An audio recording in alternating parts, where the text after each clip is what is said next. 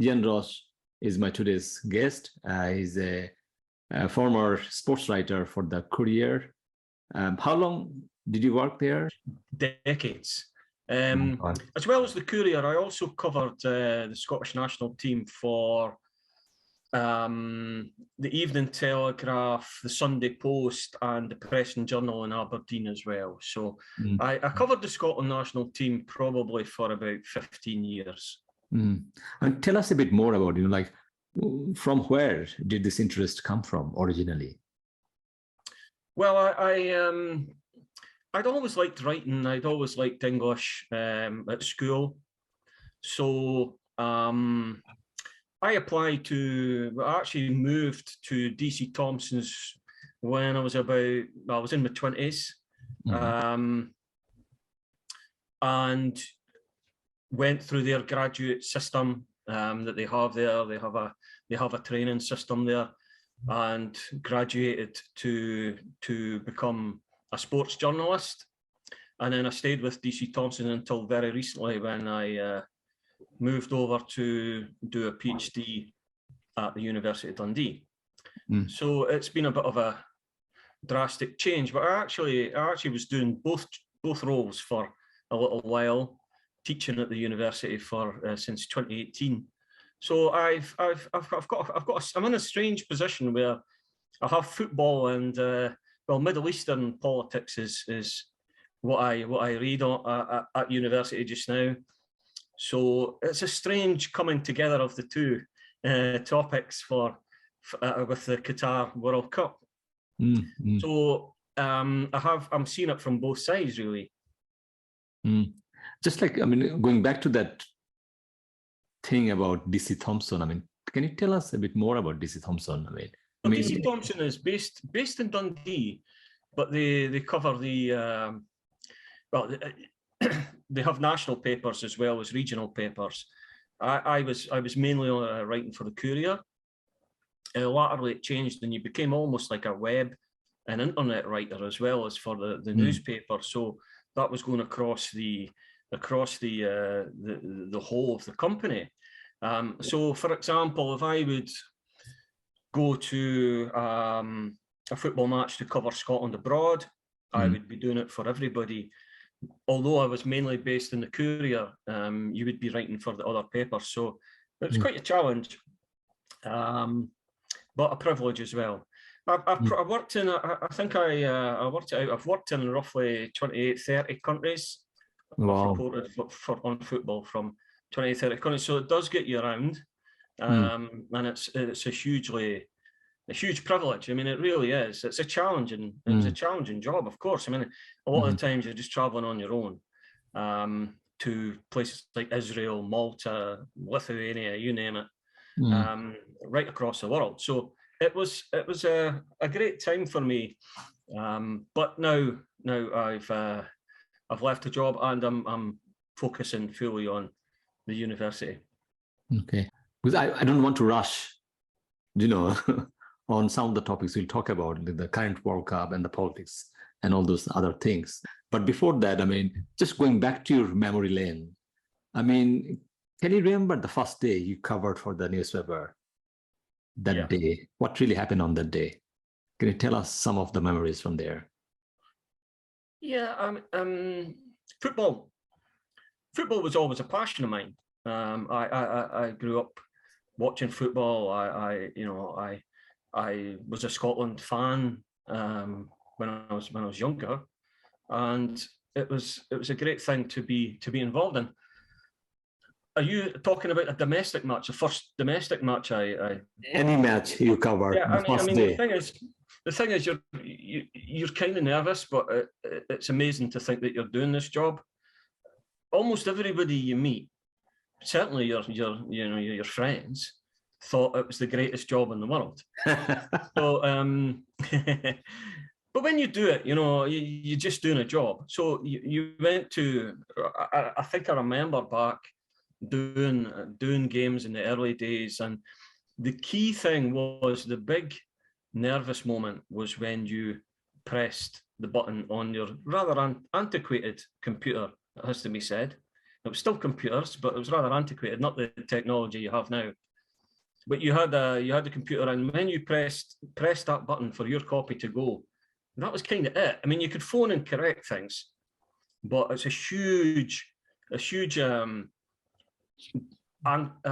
it's an anxious moment when you think you've just put your name to something that's now out of your control, really. That gets sent. You then check in to see if it's okay. So you have people back in the office waiting on your copy coming in. But at football matches and sport in general, it's all about the deadline. It's all about being as quick as possible. So you have the dreaded rewrite to worry about. Now, what that is that happens when someone scores a goal in the 90th minute of a football match, and everything you've written previously about how bad they were, how bad this team you're covering. Oh, they've been awful, terrible, what a day, they're going to get, it's a bad result. Suddenly, it's not such a bad result because someone scored a goal. So you need to change it quickly.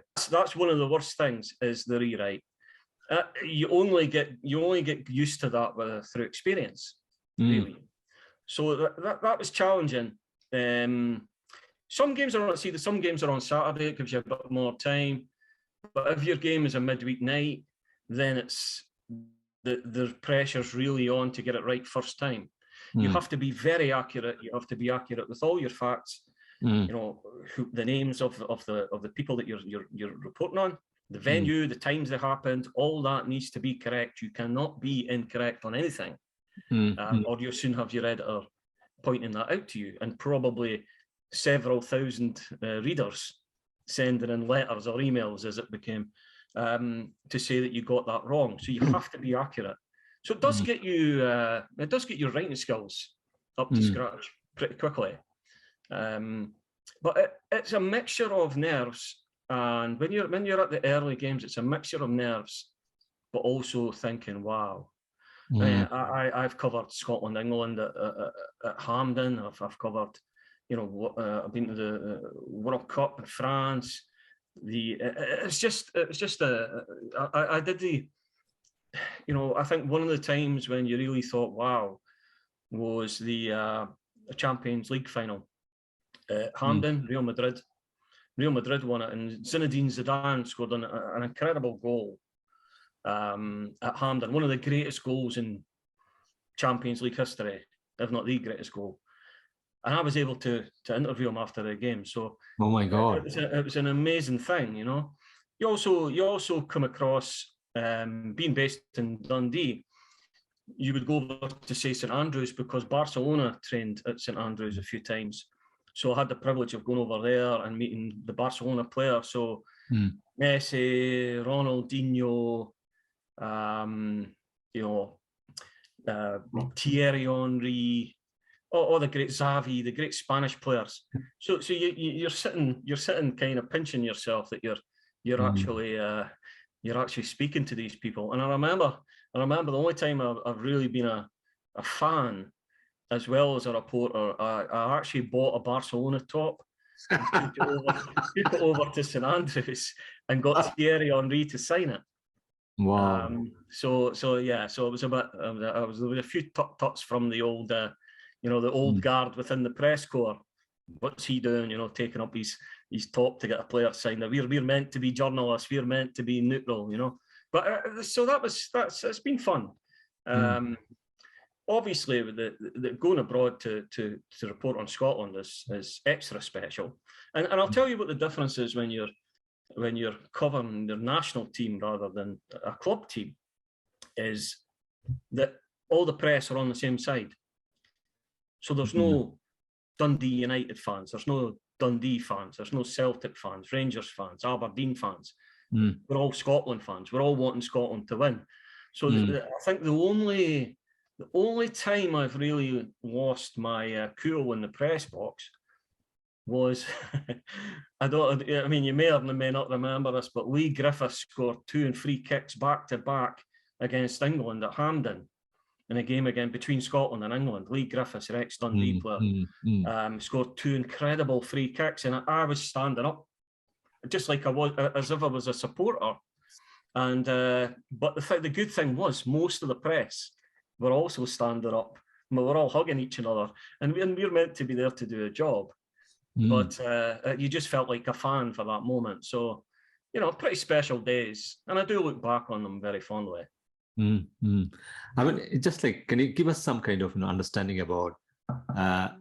I call it rule of engagement. So when you are on the ground as a sports journalist, what does it mean? Like, you're not allowed to take any side, or you're not allowed to cheer up things? Oh, I mean, you can take a side, but you have to be neutral for your work. Yeah. I mean, there's going to be people from, say I was reporting on a Dundee versus Dundee United match. I mean, although I was, here's the big revelation. Anybody knows me will know already. But I was a United fan. So you have to be neutral. You have to be fair to the other team. You can't be biased. And you tend not to be anyway. If anything, you can be harder on your own side, because, you know, you're picking faults in them. You're upset when they're not playing well. So, but once you've done it a long time, you lose that fervency that you have for a team, and it just becomes like a job. It really does. But no, you're not. From your own professional perspective, you have to be neutral in what you're reporting, as much as possible. Like, I mean, one interesting area I really want to explore is, because you are going, I mean, your workspace is quite crowded and also lots of noise there, isn't it? But you have to collect information from that ground. Like, I mean, what are the things involved here? Do you like take notes, or like, do you use any kind of microphone to record something? Can you just give us some kind of idea on that? You would take notes. You could use a notepad, but I tended to write it on screen. So you use your computer file as your notepad. So you would say, what you do is you take notes as the game goes on. So you would say, this happened, and there was a penalty in the 30th minute, so-and-so scored. This happened, it was a bit controversial, blah, blah, blah. Then as you get nearer the end of the game, you're talking about 10, 15 minutes to go. That's when you start to write up. You think about, you know, I need to write the story now. And that's when you start. You don't start early on, really. You start towards the end of the game. So you then revisit your notes and put that into a narrative form. You're taking notes as the game goes on. Now, you've just got your eyes to see what's happening. Sometimes there's TV, maybe in some stadiums you have a TV screen. Most of them you don't. So it's really just your eyes that you have. So if there's something you maybe missed, now you could have been doing anything. You could have been speaking to someone or whatever. So if you miss an incident, it tends to be your colleagues would help you out. They would say, oh, right, you would ask them and they would say, well, this is what happened, or you got booked because of that, or the red card was because of that. Ideally, you don't miss anything. But people were there to help you. Okay. Like, I mean, in terms of the length of your report, I mean, are there any limits there, like the word limits, like how long it can be, how short it can be? Like, I mean, like, tell us about, what's the longest story you wrote after a match? Well, you would phone in. I would travel to, say, Hampden. Say Scotland are playing Germany. Right, it's a big game. So already you're expecting it to be a big report. You phone into your office. Now, in your office, you have people who are in charge of the size of the pages. The sub-editor staff there. So they're the technical people who would put everything together. So you phone in from the ground, say how many words. They would then tell you. Usually it's a ridiculous amount, like 2,000 or something.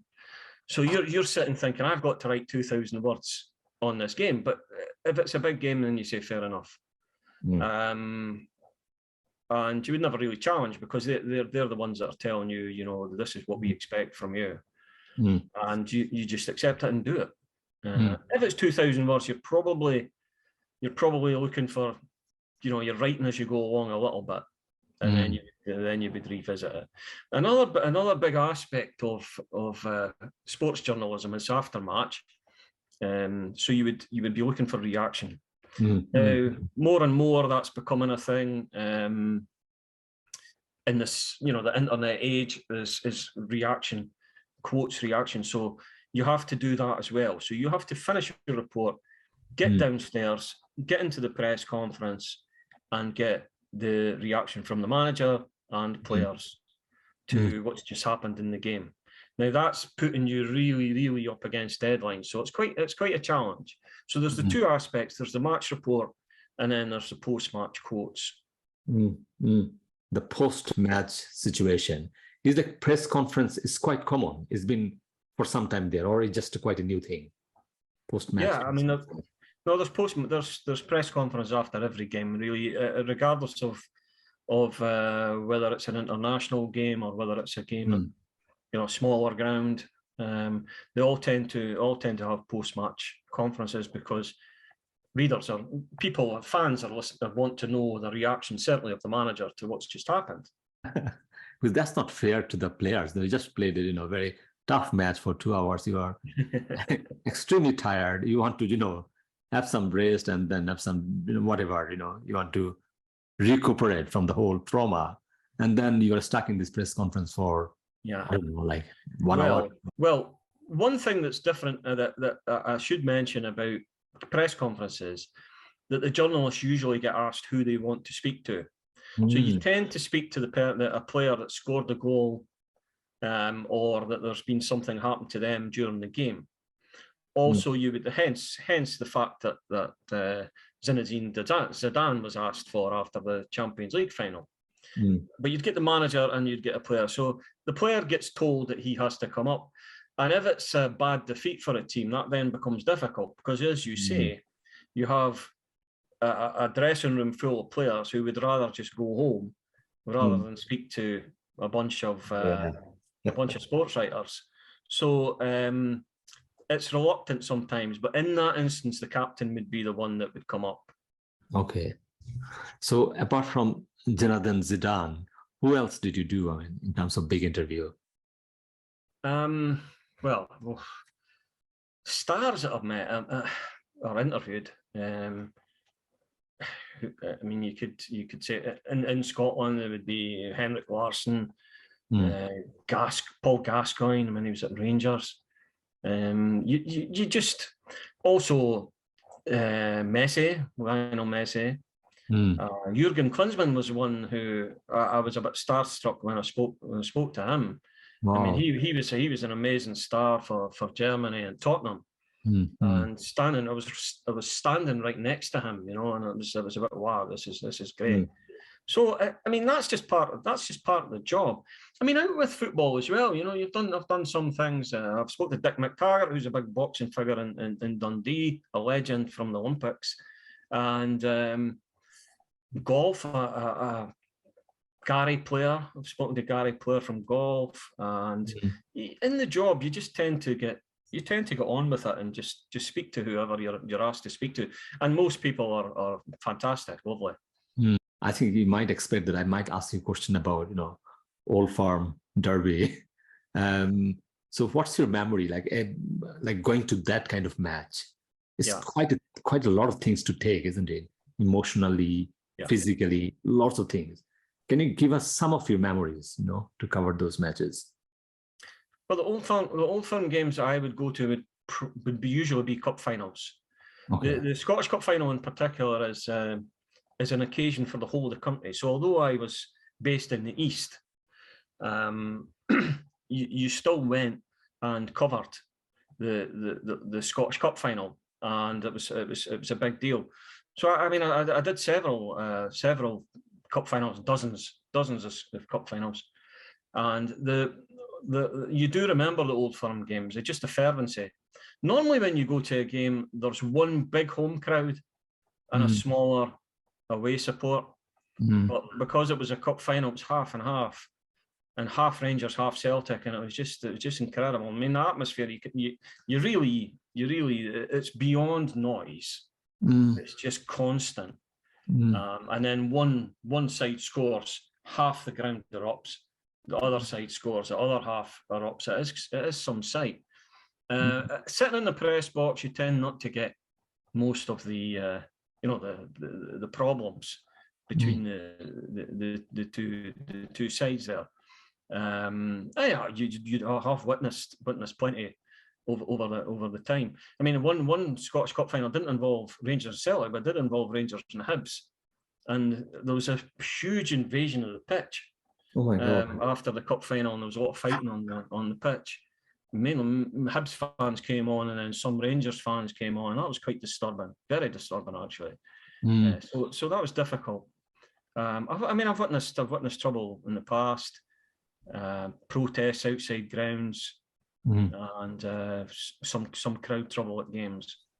But the Rangers Celtic, it's a mixture of being special and a mixture of being kind of terrible as well, because you know that there is the old firm bitterness there, the religious sectarianism, bigotry going on from some supporters. But the whole occasion is an occasion, and it is something to witness as a football match. I mean, tell us a bit more about the press box. I mean, is it a kind of safe space for the press, to be honest? Yeah, I mean, mainly it is. There's been the odd occasion. I mean, there's even been a manager one time, I won't say who it was, there's been a manager come up and berated everybody sitting in the press box. But no, it's been pretty safe for me.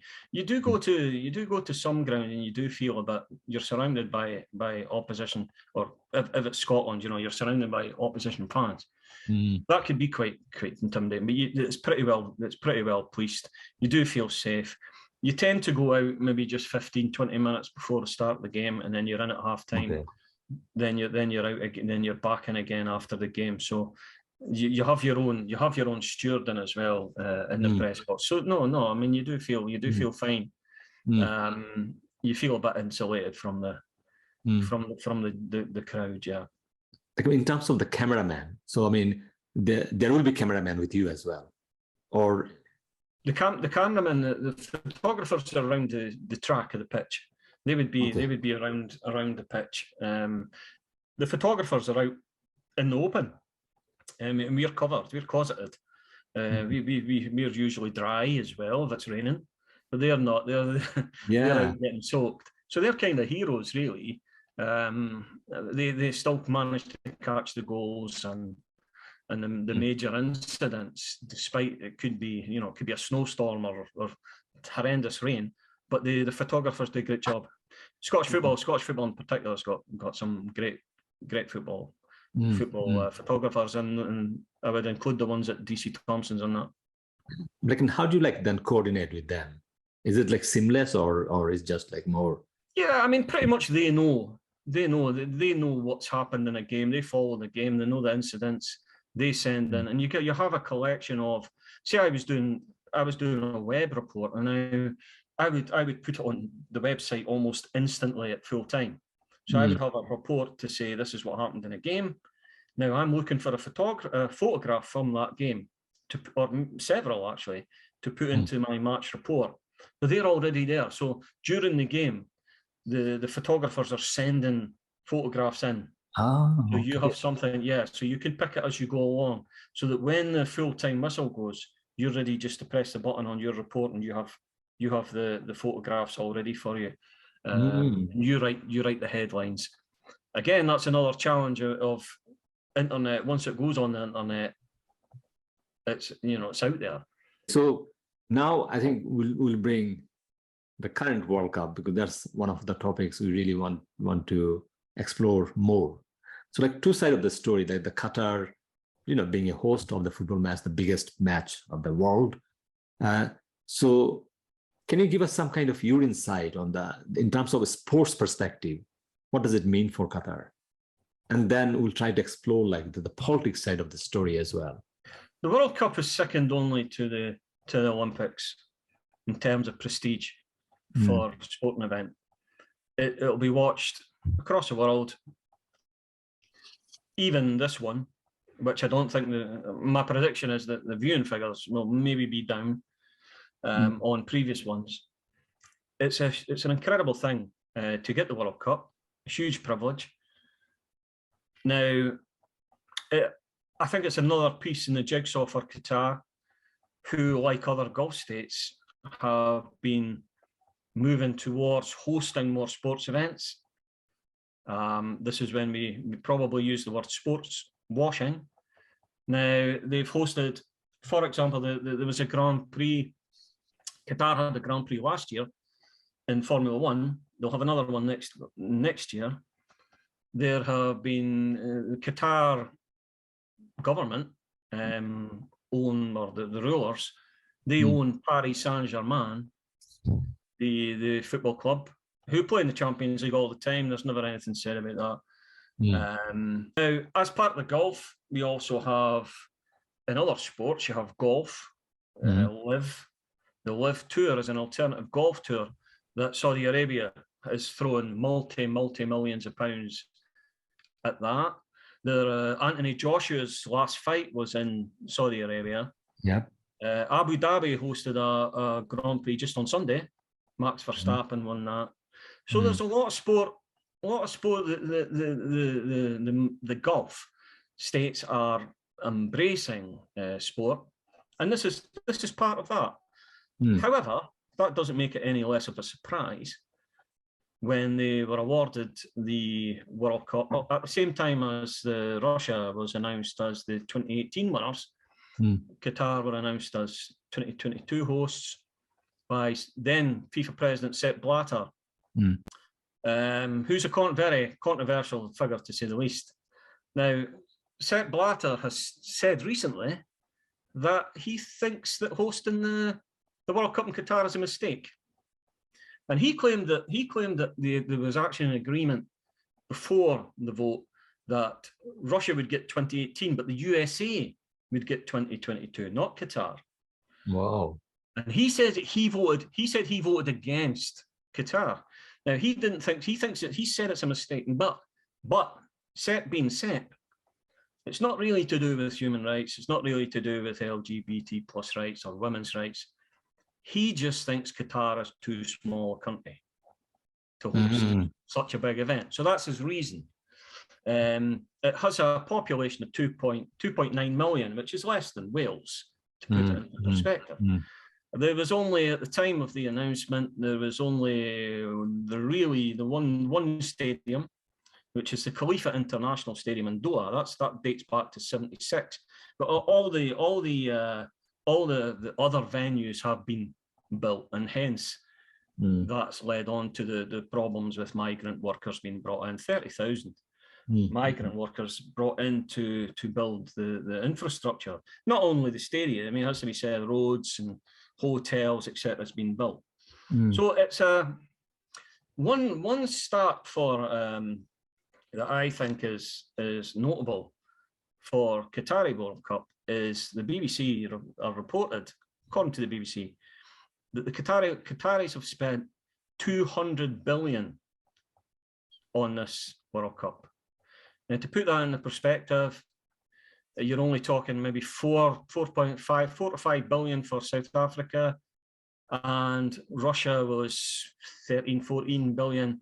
So a huge jump to Qatar's figure. So they are buying into this with money, but I think that in hindsight, they may regret it. I don't know. It looks to me at the moment that both FIFA, the World Football Governing Body, and Qatar as a country have some buyer's remorse here. As far as the World Cup goes, because of the reaction that they've felt.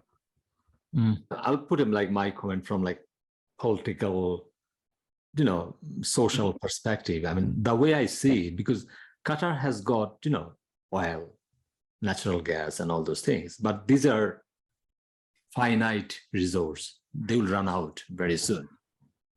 So the way I see like this investment, 200 billion, whatever you're talking about, I think this is for the future for Qatar's, life or journey post oil, Qatar. So I'll not see like much problem that why I'm not spending money on this, because this is such a big showcase to like bring your country to the forefront to the world to show them that what we are, in terms of, the future, perhaps like the tourism, other things, financial industries, other corporate venues. So that kind of thing Qatar is now thinking of. So, I mean, for me, it kind of makes sense for, if you talk about the future, Qatar as a more or less, powerful entity in that Gulf region. So, I mean, that's my personal comment. So I will not see much problem in like spending that amount of money when they have got serious amount of money anyway. Yeah. And I'll tell you, I mean, they've been branding as well. We all know about Qatar Airways. As a country, it's becoming more and more prominent, as is Saudi Arabia, and of course Dubai as a holiday destination now in the United Arab Emirates. So you're right. I mean, there's been decisions taken across the region to look to the future, and we have to do something other than just be oil-soaked countries. We need to think of what we're going to do in the future. So sport has been a way of doing that. The big question is should sport be accepting states like Qatar on the as they are, or should they be telling them that they have to change in order to be accepted into the world sporting community? That's when you get into difficulty, though, particularly for football. It's not the Qatar. What I want to say is the Qatar World Cup is certainly not the first World Cup that's been surrounded by controversy. Certainly hasn't been. There's been other, going back to the early days of the World Cup, it's been steeped in controversy. So I think the Qataris may be feeling a bit sorry for themselves and wondering, why us? Why are we getting this attention? But of course, it's because of their human rights record. It's because of the anti-gay laws. It's because they have a male guardianship system in place for women, which to us, in the West, seems horrendous. I mean, you have to look to get the permission of your husband if you're married, or then it's your father, grandfather, uncle, brother, if you want to get married, if you want to travel abroad, study abroad, etc. So that to us seems that's a problem. And there's also been probably the most significant one has been the migrant workers, the deaths of the migrant workers. The claim, certainly by, I think a consensus is that 6,500 migrant workers have died over the course of the construction of the infrastructure. That is denied by the Qataris, who they say they've taken steps. Now, even they have done some stuff, but I just think we find ourselves in a position where it's almost we've got to the World Cup and suddenly this is all flared up. And I think we have, for example, the current FIFA president, Gianni Infantino, thinking almost in this incredulous speech that he did at the weekend. I'll just repeat it here. He said, it was a press conference. He said, "Today I feel Qatari. Today I feel Arab. Today I feel African. Today I feel gay. Today I feel disabled. Today I feel like a migrant worker. I feel like them because I know what it feels like to be discriminated against and bullied as a foreigner in a country." Infantino, that's fair enough. That's what he feels. But I would just point out that he is a privileged white man who was raised in Switzerland, but was born in Switzerland as well. He's ethnically Italian. He claimed he was bullied because he had red hair and freckles. But I think to compare himself to a migrant worker from Bangladesh or India or Djibouti is, I think that's taken it a bit far. He's been roundly ridiculed for this statement, but I just think that this was him feeling sorry for FIFA and feeling sorry for himself that he's been put in this position where there's such opposition to the World Cup being in Qatar. Mm. Mm. That's fascinating stuff, like what he said. He also said Europeans have been guilty for 3,000 years of colonialism, and you know, now we both know, studying international relations and being, you know, reading our history, that there's an element of truth, or a lot of truth in that. It's almost that he's claiming that there is, you know, a Eurocentric view of this World Cup. Mm. But you have to say, yes, okay, maybe there's some truth in that. Mm. But there's also some truth in the criticism that's been leveled at Qatar for the basic fundamental human rights abuses that there are in that country, and the terrible laws against gay people. Like, I mean, because that issue about the migrant workers, I mean, part of me, because I teach Middle East politics, and you know, like how, in terms of the, you know, the Western trope against the countries like Middle East, you know, they're like, you know, idea about, you know, the other, they don't understand, you know. Yeah, it's Orientalism. What is, like, you know, civilization we're talking about. Yeah. But if you see, like, even like contemporary, it's not like not many years ago, like when you talk about when the Suez Canal was dug, 1869 or 1859. I mean, we're talking about, this is recent history. I mean, you can see, like, it's not only not in your country, you are digging this canal in someone else's country, and then you mobilize almost 1.1 million workers to dig that canal. And if you see the statistics, it took like 11 years to dig that canal, and 120,000 actually workers died during that whole excavation of the whole project. So, I mean, the way I see it, you know, Qatar is bad, but at the same time, we don't have, you know, any legs to stand on either. So, like, you know, so I really want to criticize in a fair way that, you know, yeah, if you talk about, you know, their understanding about human rights thing, I mean, we have also similar, you know, serious problem with our human rights, with our, you know, understanding about migrants or refugees. There's a serious problem there. So I think that the criticism has to be like more fair and also square as well. So it's like, you know, it's not like that, oh, they're only bad, we are good. It's not.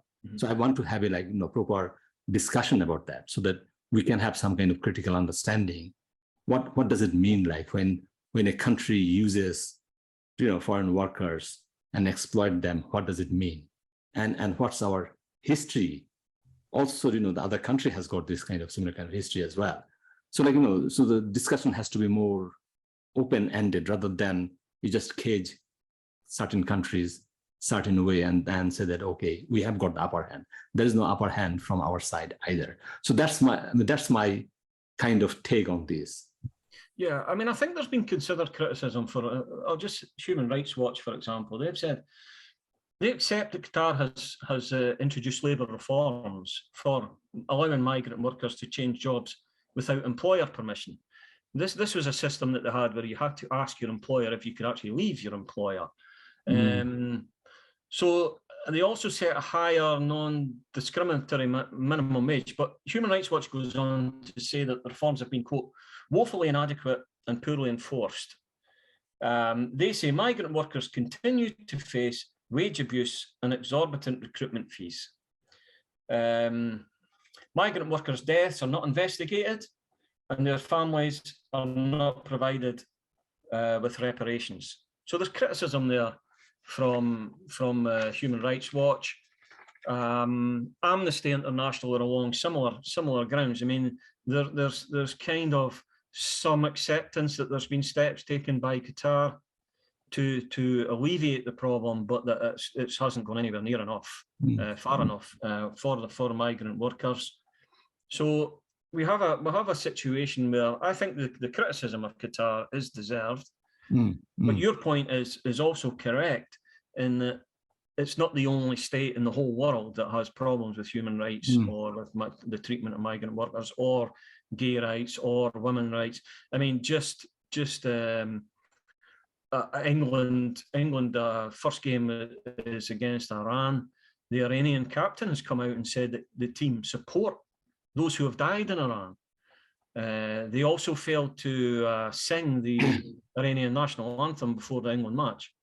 That's brave steps by the Iranian captain. So he's bringing to light the whole situation in Iran while he's in Qatar. So the politics is very, very prominent in this World Cup. It really is. And I think historically, the World Cup always, mired with this kind of politics as well. Even if I mean, my first World Cup, I was very, very young. I think 6 years old. 78 Argentina. I mean, my memories, like good memories, like Mario Kempes and all those people played in that game. But later I learned that, during that time, one of the most brutal dictators were in power. And this is the dictator who was actually supported and financed and, all kind of support from the West.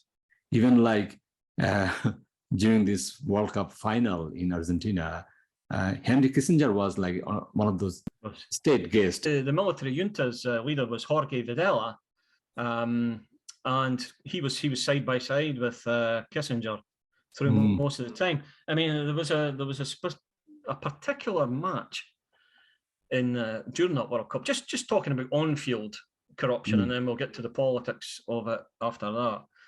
But there was a suggestion, an allegation, that both Videla, accompanied by Kissinger, went into the dressing room of the Peru players. Argentina were playing Peru. Now, as any Scotland fan will tell you, Peru are actually quite a good team in '78 because they beat Scotland quite convincingly. So they must have been good. No.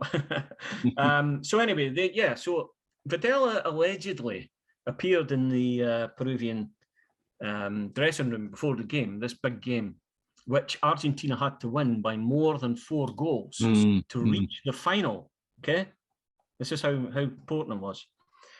So he went in apparently and said, "Oh, remember who your Latin brothers are." There was also claims of grain shipments making it to Peru from Argentina and various other things. Some, it has to be said, haven't been proved. I mean, really, most of them haven't been proved. There's a cloud hanging over it more than anything else. So that game was won 6-0 by Argentina, and that meant that they finished above Brazil in this group. There was 2 groups. Holland finished top of the other group. Argentina beat Peru 6-0, finished top of their group on goal difference, and qualified for the final. Now, if they'd only won 2-0, Brazil would have been in the final. See? So this game became very, very controversial indeed. So Peru lost 6-0. After being a good team the whole of the World Cup, they suddenly became a terrible team for that match. But that's, you can kind of look back and almost laugh at how ridiculous that was. But it's a serious thing. I mean, the Argentina World Cup, we had the military coup in 1976. The right-wing junta came to military government came to power. So there was only 2 years between that and the World Cup in '78. So this was a new thing, and there was a new thing. And like rulers of countries trying to make their mark, they had this gift of the World Cup. Now, the final was played was between the Netherlands and Argentina. Argentina won it after extra time, 3-1. But close to the Estadio Municipal in Buenos Aires was a place called the Navy Mechanical School, which was a torture prison by the junta. There's all sorts of estimates there, 5,000 prisoners being held there, but they were actually people held there during the World Cup when the games were going on. So this was a political scandal that was ongoing at the same time of the World Cup. It didn't stop and then restart after the World Cup. It was ongoing. Now, the prisoners who died in Argentina at that time are known as the disappeared, of course.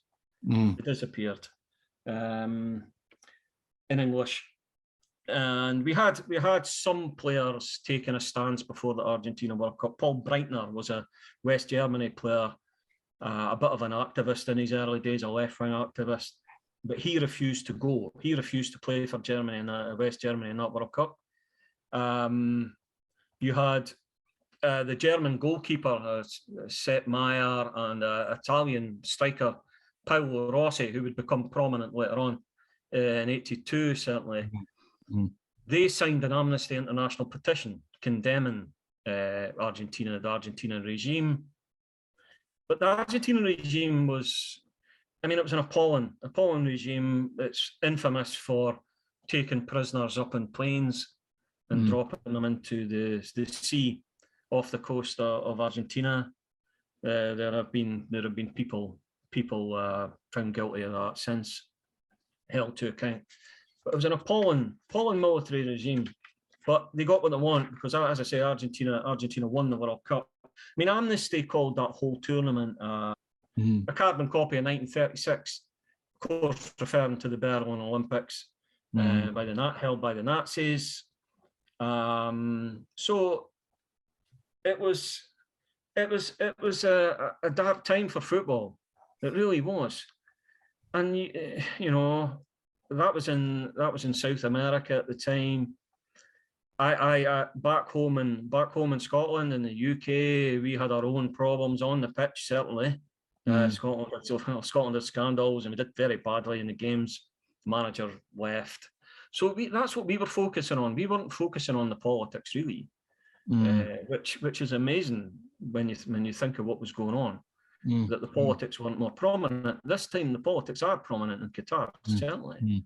You then had moving on from Argentina, of course, Russia.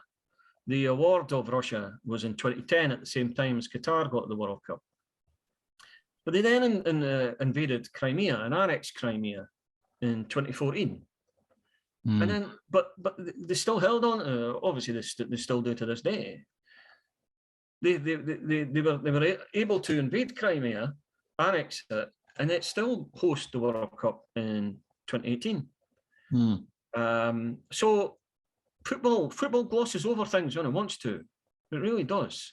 And I think the combination of Russia then Qatar, it's just brought the game into disrepute, really. Because it could have been elsewhere. It really could have been. It's difficult decisions for the players and the managers. They're football people. They just try to block it out. But I noticed that but it creeps in, doesn't it? Because you have even the England captain and the Wales captain, the England captain Harry Kane, the Welsh captain Gareth Bale, both been told that they can't wear the rainbow armband in support of LGBT plus rights. They've been told no because they would be booked. Now, if you're not a football player, you think, well, so what? Just do it. But for a footballer, that's a big thing because he could then commit another foul and be sent off. And so I think a footballing decision was made to not let that go forward. Whether that's courageous or not, I don't think it really is. It could have been. They could have taken a bigger stand, the players, but they feel boxed in, and FIFA have kind of lost control of this situation. I think FIFA have lost control of the Qatari World Cup to a large extent. They're not controlling the narrative. They're not controlling the PR really to much of an extent. I just think we've gone back over Russia and Argentina, but I could even go back as far as Italy in 1934. That was only the second World Cup, but that was a gift to good old Benito Mussolini, who had a stadium named after him, and the final was played in a stadium which was called the Fascist Party Stadium. So he took control of that World Cup, Mussolini. He took it away from the football officials at the time, 1934, and used that as a propaganda effort for the Fascist Party in in Italy. And of course, that was only 2 years before the Olympics in Berlin under the Nazis. So you had this within 2 years, you've got a World Cup being held in fascist Italy and an Olympics being held in Nazi Germany. So sports record is tarnished, certainly around about that time. I mean, it was before the war, but even then, you know, you think, well, wow, how was that ever agreed on? Like, I mean, the way I see it, you know, like this kind of events are corporate events. These are big events. It needs lots of resources. It needs lots of money. So, like, you know, a small country, poor country, third world country cannot do it, cannot afford it. You know? So you know, like, which country will be the host. And historically, you know, then, you know, like, you will end up with like Germany, or like, you know, you talk about Mussolini's Italy, or like, you know, this like junta, like from Argentina, and like Qatar, Russia. But the problem is then, like, I mean, who's the good guy here? So, like, which one you will not exclude? Like, you know, what about, you know, former colonizers, you know, the countries who used to colonize the rest of the world? Will they be excluded from like hosting the event? Or like the countries like USA who actually invaded Iraq or Vietnam, will they be excluded? Or like, that's exactly Infantino's point. That's exactly Infantino's point. You know, why is getting all this grief when other countries have less than, you know, good records on human rights? I mean, China's hosted the Olympics as well, relatively recently. But I mean, like, part of the game is like, it's an expensive thing to do, isn't it? Not every country can afford it. And then you end up with like countries like these countries, you know, like, what are these countries, no? Yeah. So like we talked about, you know, the London hosted like, you know, 2012 Olympic, the big event. But at the same time, you know, UK's history, the colonial history, I mean, so then where to end? Like, then what's the list? If you make a list, there's no list there. Then you cannot host like any event in any country, because all the countries are, you know, intrinsically linked with some kind of violence, historical violence. Then the question will be asked that whether we actually need venue in, like, you know, different countries, in different places, in different times. How about just one venue for all these Olympic or all these, you know, big sports events? Somewhere, you know, some kind of neutral place. That's a good left field point. That's like you know, a United Nations almost. Hosted by UN. How about that? You know. Yeah, I mean, the next one, although Qatar's a very, you know, as I say, it's a small country. The next one is shared between the USA, Canada, and Mexico. So you've got basically the whole of North America. Whole of North America is going to host the next time. So it's gone from being in this small, hardly populated. I mean, most of the population of Qatar is based in one city, Doha. Suddenly it's going to expand across the whole of the US, Canada, and Mexico. Massive expansion there. Yeah, I mean, that's a good idea about it being, you know, a good idea about being in one area all the time. Why not? No, because I mean, the whole idea about, you know, oh, they are the bad guys, we are the good guys. Really? Well, that would follow the logic of the whole idea of the UN. Because when I mean, I was recently at the United Nations in New York, and you actually do travel into neutral land. You're in New York. You're in New York, but you're not really in America. You're on United Nations ground. Which is a funny experience. So. Yeah, we may just have that may be a thing in future, that we just have a World Cup land or Olympic land. No, I'm like more interested in the philosophical understanding of the whole thing. You know, if you look at the whole structure is built on that kind of, you know, outcome.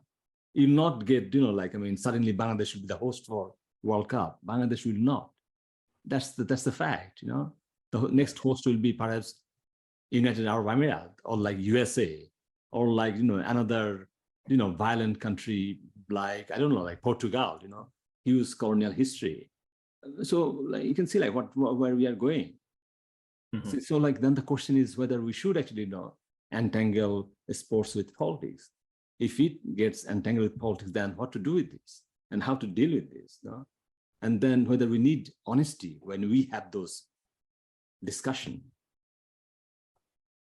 Yeah, there's always going to be politics in football, just because they have to move the sport around. FIFA is to me, if it were a school or a hospital, it would be in special measures. FIFA, because it's not run properly. It's a failing organization. There are so many cases where officials have been done for, they've been found guilty of various offences. So I think there needs to be a whole revamp of the organisation of football, probably Olympics as well. I mean, there's been scandals there as well. Sport is doesn't have a good record, doesn't have a good clean record. Certainly of late and going back through history. So it's that's a problem. That's a problem, and that's, of course, is one of the reasons that it wasn't entirely Qatar's fault that when they were announced as the hosts, people automatically assumed there was some element of corruption going on with the decision. Because they looked at FIFA, and they thought, well, has this vote been clean? And unfortunately, they've come to the conclusion in many aspects that perhaps it hasn't been. Because like sometimes when I see this news, like Iranian captain was asked this question about his country's record on human rights. Then I see then what does it mean? Like, so if whether Harry Kane will be asked a similar question, that okay, what's your country's record on refugees, or the country's record on austerity, or job losses, or poverty with the children? Will he be asked those questions as well? If the question is right for Iranian captain, why the question is not right for England's captain? No, that's a good point. And I think we're touching again on Orientalism, aren't you? I mean, is there just some nations in the world that are seen as beyond the pale, rogue nations, as it were, including Iran? And there's the good guys and there's the bad guys. I mean, you make a good point about America. Certainly, America at the time. I mean, Russia got the Olympics in 1980. They invaded Afghanistan. Yeah. So you go through the sports history, and there's no logic here. We may be looking for some logic, but there's no logic really to some of these decisions. There is just a little bit of me that thinks it's a bit that the criticism of Qatar, it isn't unfair because of what they've, they should be doing things differently. But when you compare it to others, you've got a case as to are they getting picked on a little bit here because it's in the Middle East, because it's the Gulf? I would say no, because it's right that we raise a torch and shine on abuses, but you also should do that for other places as well. I mean, can you imagine Harry Kane is asked question about UK's role in slavery, UK's role in 300 years of colonization. I mean, how the press will react with that kind of question, and how dare they ask this question to Harry Kane? I think the answer would be that's historical, whereas in Qatar is now. In Qatar, it's current. It's current. I think that would be the answer. It wouldn't be my answer, but I think that would be their answer. Would be so does it mean we don't need to worry about the thing happened in the past? No. Well, again, I go back to that. That was the whole point of Infantino. Infantino was saying, Europeans don't have an unblemished record going back 3,000 years. Maybe that was a slight exaggeration with the time scale, but I think you're way back then, aren't you? But he, But I mean, you can. it's a slight point there. Like, in part of me, like, I'm really interested in the, this power politics, how the power relation, how certain groups of people have got the upper hand in terms of how the discourse will be played around. And then, you kind of take things away from there rather than actually, have a full discussion. It looks like, you just pick a story, just like one beat, and then from one beat from there and there, and then say that, okay, yeah, that's the full story. That's not the full story. So that's why, I'm like more interested in like that. If you want a pure sports, let's have a pure sports. Don't bring politics at all whatsoever. Yeah.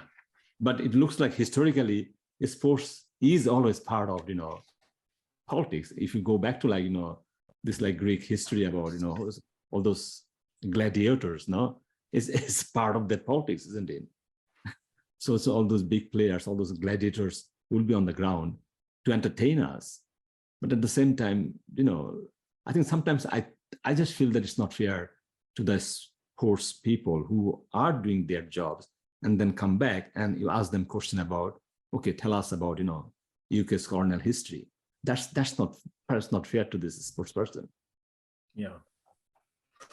I mean, I think let's still return to that. There's valid criticism of Qatar and things like, I mean, you think of, it's cultural, isn't it? But if you're going to host a tournament like the World Cup, then I think you have to kind of say, well, I need to kind of have my laws, or do they need to have their laws in tune with the views of the rest of the world? If not, is it not up to FIFA? Do they not have a responsibility to say, well, we won't give you the World Cup because you put people into prison for having same-sex relations for you're in prison for 7 years. Or women aren't free to do, to make their own decisions. So there's criticism there. I would blame FIFA for awarding it to Qatar. It's probably too early. They could have said to them, we'll maybe give it to you in 8 years, but let's address these issues.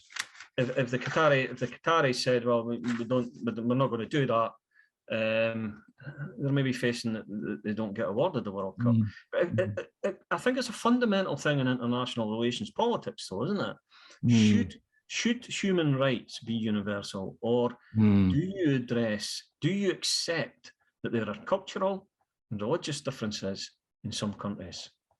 I think that's what we're seeing here. We're seeing here the meeting of these two things. The world, including FIFA, has set rules. Qatar are beyond that set of rules on certain issues, fundamental issues: employment rights for migrant workers, gay rights, women's rights. I mean, they had an election recently. Qatar did say that they were going to make it easier for people to be elected to the assembly in Qatar. But they said your grandfather had to be born in Qatar. And also the result was it was 30 out of 42, I think, to elect 30 out of 42 of the members of the assembly. No women were elected. So there's faults there.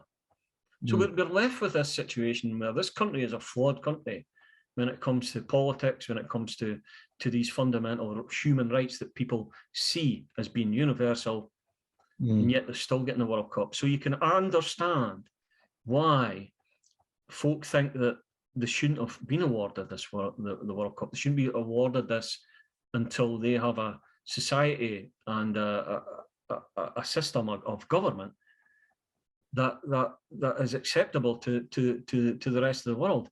But again, we get into the situation: is every state going to be the same, or do we live in a world where we don't all play by the same rules? I think there will be a problem to have that kind of document, and every country will sign that document. I think we struggle with the Universal Human Rights Declaration, where we saw it was not a legal entity, because there are lots of countries thought that, oh, these are not actually our kind of things you're talking about. So I think I'm not sure like how, these things will be like, to play around, to like, decide which is the ideal country to host any sports event. Perhaps there is no ideal country. For example, one of the alternatives to Qatar could have been Australia, which, a liberal democracy, everybody loves Australia, they're great at sport, fantastic country. However, there was the treatment of the Aboriginal people in Australia is one thing that I feel really sad about. And I've read a lot about that. I just think, that's the historical legacy that you were talking about. Do countries carry that with them all the time when decisions are made on sporting events? Because Australia has a history of poor treatment of the native Australians, first Australians. And of course that goes across to the United States as well. So these countries have got challenging pasts. But I think the difference this time is that it's a challenging present that Qatar has, and that's where all these difficulties for football and difficulties for the world in general are coming with the hosting of the tournament there. But at the same time, I'm not saying these things will be resolved very soon either. So the things we saw in like 1930s, and then Argentina, and then things happen in Russia, and now Qatar. I think the sports will always be like this. I mean, controversial in terms of politics, because I think states are inherently, the way I see, like from my anarchist ideological point of view, as inherently violent. So states will always have this kind of bad features within itself. So like to find that ideal state, there is no ideal state. Anyway. No. So, and even if football decides after this, look, we've got to play it safe from now on. We're going to award the World Cup to Sweden, or countries that are safe countries. So they have America, Mexico, and Canada next time. So even if they decide that, other sports still go out with, because you have Formula One, boxing, golf. Other sports are playing this, are going to the Gulf, and they're backed by Gulf nations. I mean, Newcastle United is owned by Saudi Arabia. Manchester City is owned by the United Arab Emirates through Abu Dhabi. I mentioned Paris Saint-Germain. So club sides that play all the time. People watch Match of the Day. They watch Newcastle. They watch. How far do you take the politics? Are you a purist? If you're a purist, then you don't watch English football. You don't watch these clubs.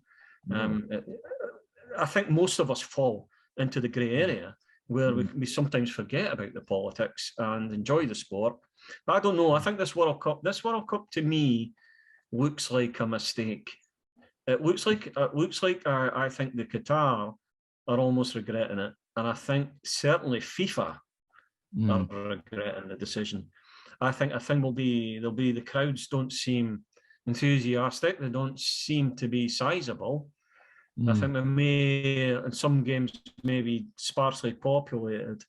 There just seems to be problems. We have the whole Iran situation. You have even taken it to a more ridiculous level. You have the beer ban. The beer ban. Now, if you're going to go to Qatar, I would think there could be an alcohol ban. But Budweiser there's been to and fro about whether they could sell alcohol in the country. That's a cultural decision for Qatar. Qatar can ban alcohol sales, can't they? As a nation, I think they're absolutely entitled to do that. But then you have the clash because you have the corporate side, FIFA bringing the corporate side with Budweiser and Budweiser expecting to be able to sell their beer at the games. So if you've lived in Qatar all that time as a Qatari person, you've never seen sales of alcohol. Suddenly it's getting sold at grounds, although that it's now been reversed, so there is no alcohol. They're selling beer that's 0% proof. So we've all had a pint of that when we've been driving. So so that's the situation. So we have this have this clash. I think we ought to make an overall view. We have a clash of FIFA bringing sport and using this. We're going to areas of the world that we've never been before. This idealistic view, but also a corporate side. It's all about, you know, the money. We want to be a success. And then you have Qatar as a country saying, well, we run things the way we feel we should be running things through our, maybe we're an Islamic nation. We have certain rules, and you have a clash there. And I think it's FIFA's fault that we're in this position.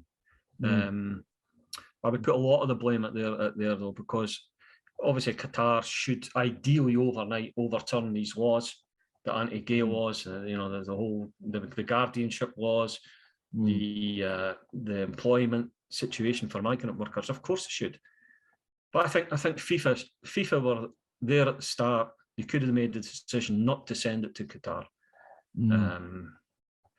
but then maybe said to Qatar and said to the Gulf that if you start to meet us halfway with some of the, you know, the regulations in your country, then maybe we could think about awarding you in future.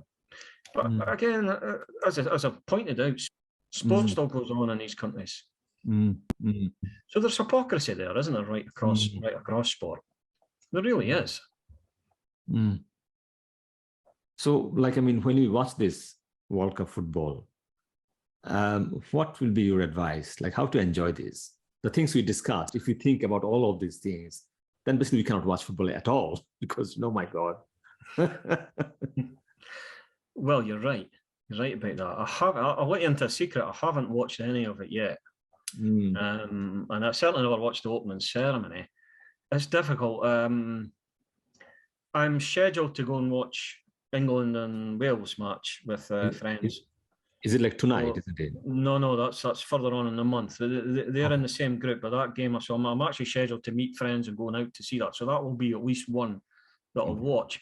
I used to be a World Cup fanatic. I would almost choose the World Cup as my mastermind topic if I ever was crazy enough to go on that program. But you know, growing up, I knew the details of results from all sorts of tournaments and who scored. But I've lost that over the years. But the fervency for this, I just think this feels different. And it may be because it's in the winter, you know. But then it's only in the winter if you're in Europe, in the Northern Hemisphere. You know, Australians and New Zealanders and South Africans, they're all enjoying it because it's in their summer. You know, so we have to stop being Eurocentric in these things and saying, oh, it's in the winter. How on earth did it get to be played in November? That's one thing I would say. It's fair enough because, you know, half the world is in a different hemisphere. Yeah, it just feels like because it's a winter. I mean, you've got Christmas and you've got work things to be catching up with. We're all busy, so I don't know how much I'll see. Will I'll probably end up watching some of it. As a hypocrite. I put my hand up as a hypocrite there when it comes to football, because I at the time, remember the time when all the clubs were going to have a Super League in Europe. You know, Real Madrid, Barcelona, and then it was going to be, we're going to break away and there's just going to be a European league. At that point, I thought, well, I'm not. I've given up now. I'm not watching English football. And then the English sides, to be fair to them, it's a Chelsea, Man City, that eventually said, "Oh no, we're against this idea." But at that point, I genuinely was thinking, I've just had enough, and we'd be giving up on football. But we'll see. The World Cup, you probably watch the big games. You'll see it tends to catch fire as it goes on. You know, it tends to liven up round about the quarter-final stage. But there's some. I think there will be some games. The group games are never the most important ones for obvious reasons, and there's some dead games, it's dead rubber games. So I think the crowds will be quite low on these, and that'll affect it. It won't catch. To me, it won't get going until probably into next week, maybe even after that, 2 weeks from now. Like I'll end with like my story about, you know, World Cup and watching them like growing up in Bangladesh. So in Bangladesh, World Cup is all about Argentina and Brazil. So the country gets divided during the World Cup. So either you are Argentine side or in Brazil side. and you can see that even the buildings will be painted. There will be millions of flags on the street. It's an amazing, amazing fanfare throughout this, campaign. These are good memories. I was growing up when, watching football with my dad, World Cup. And like my dad was a big Brazil fan and I was an Argentine fan. So there's a small bit of clash in my own house as well. But I mean, if I, sometimes, I follow news from Bangladesh and you can see the fanfare started again. Yeah. And I think, whatever, the politics behind, World Cup or whatever it is, but it brings lots of joys for, billions of people's lives. It does. It does. I mean, I'm supporting Argentina this time. Romantic reasons. Messi, it'll be his last tournament, so I hope he wins the World Cup. I've also, despite what we've been saying on this podcast about Argentina in '78, Maradona was a hero of mine. I was lucky enough to interview him. Maradona, when he was the manager of Argentina at the time.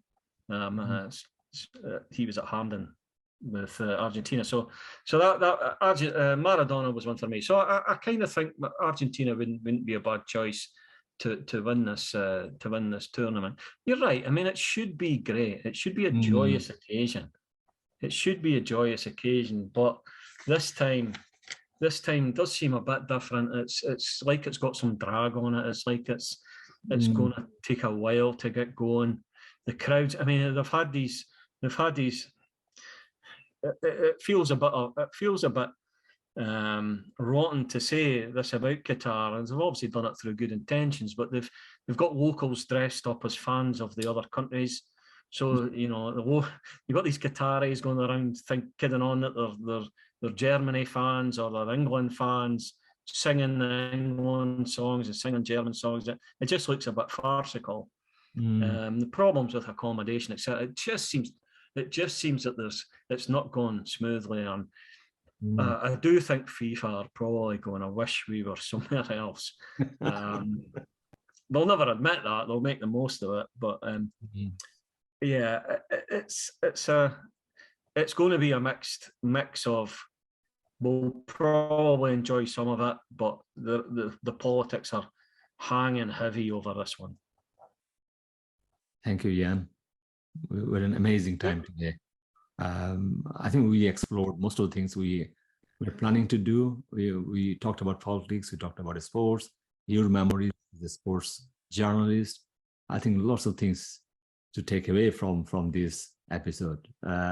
So if you like any potential future sports journalist, will be watching this episode, will be inspired, especially, I can still kind of try to envision that you are doing interview with like Zidane. Oh my God, what a moment that was.